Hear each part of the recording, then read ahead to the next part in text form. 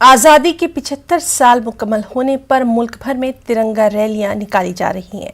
किश्तवाड़ में भी आज़ादी के अमृत महोत्सव के तहत सिक्योरिटी फोर्सेस ने गुलाबगढ़ तक तिरंगा बाइक रैली का इनेकाद किया। डिप्टी कमिश्नर अशोक कुमार शर्मा ने कलीद चौक से रैली को हरी झंडी दिखाकर रवाना किया।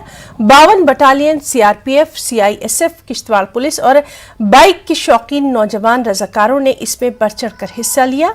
राजेश धकरवाल, डीआईजी सीआरपीएफ और 52 बटालियन सीआरपीएफ के सीनियर कमांडेंट परम शिवम ने रैली की क़यादत की। रैली का इख्तिताम गुलाबगढ़ स्टेडियम में कौमी परचम फहराने के साथ हुआ। आज आज़ादी के 75वां महोत्सव पर हमने सीआरपीएफ और इंडियन आर्मी के 17 आरआर के साथ हर घर तिरंगा बाइक रैली की और हम धन्यवाद करते हैं इंडियन आर्मी और 17 आरआर स्पेशली और सीआरपीएफ का। जय हिंद, जय भारत।